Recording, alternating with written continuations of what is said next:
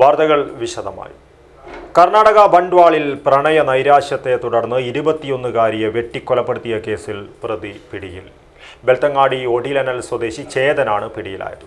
ബണ്ട്വാൾ ഉള്ളിഗ്രാമിലെ ബാലപ്പ ഗൌഡയുടെ മകൾ ലാവണ്യയാണ് പ്രതി Bantwal KSRTC bus സ്റ്റാൻഡിൽ വെച്ച് പട്ടാപ്പകൽ കൊലപ്പെടുത്തിയത്.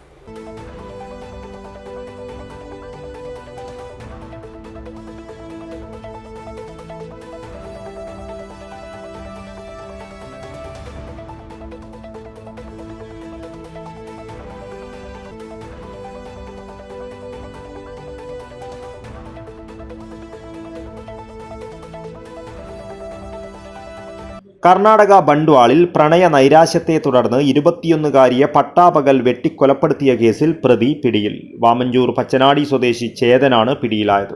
ബണ്ട്വാൾ ഉള്ളിഗ്രാമിലെ ബാലപ്പ ഗൌഡയുടെ മകൾ ലാവണ്യയാണ് കൊല്ലപ്പെട്ടത്. ബണ്ട്വാൾ KSRTC ബസ് സ്റ്റാൻഡിൽ വെച്ച് പട്ടാപകൽ അതിക്രൂരമായാണ് പ്രതി ലാവണ്യയെ വെട്ടിക്കൊലപ്പെടുത്തിയത്. 4 വർഷം മുൻപ് ഇരുവരും തമ്മിൽ പ്രണയത്തിലായിരുന്നു. പിന്നീട് പ്രണയത്തിൽ നിന്നും പെൺകുട്ടി പിന്മാറുകയായിരുന്നു. ഇതിലുള്ള പകയാണ് കൊലപാതകത്തിന് കാരണമെന്ന് പോലീസ് പറഞ്ഞു.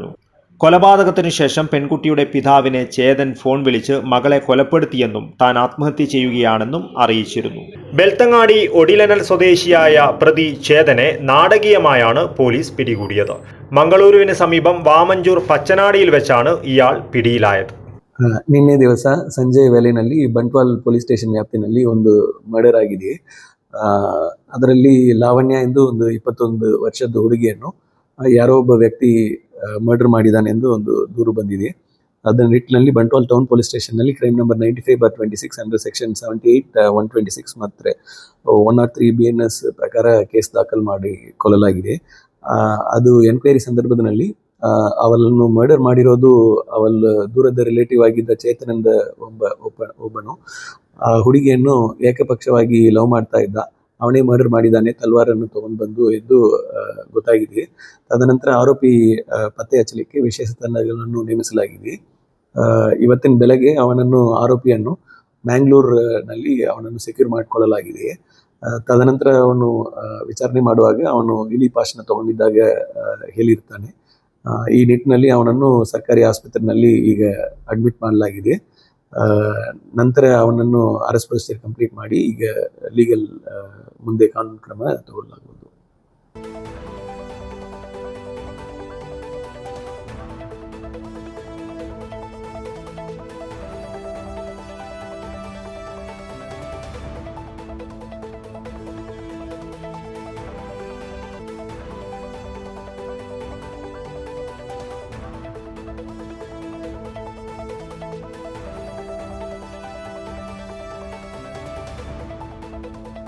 വ്യാഴാഴ്ച വൈകിട്ട് ബണ്ട്വാൾ KSRTC ബസ് സ്റ്റാൻഡിൽ വെച്ചായിരുന്നു കൊലപാതകം. കല്ലടുക്കയിലെ ഒരു സ്വകാര്യ നഴ്സിംഗ് ഹോമിലെ ജീവനക്കാരിയാണ് കാക്യപ്പദവിനടുത്തുള്ള കൊടങ്കയിൽ താമസിക്കുന്ന ലാവണ്യ. നടക്കുന്ന കൊലപാതകത്തിന്റെ ദൃശ്യങ്ങൾ ഒരു യാത്രക്കാരനാണ് പകർത്തിയത്.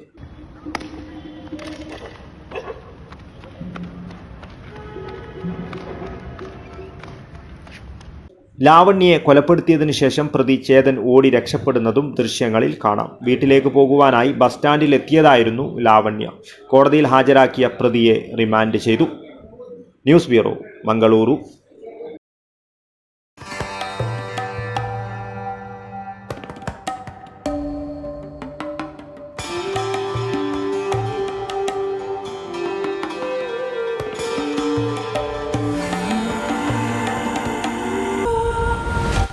Shopika Weddings, the bridal legacy.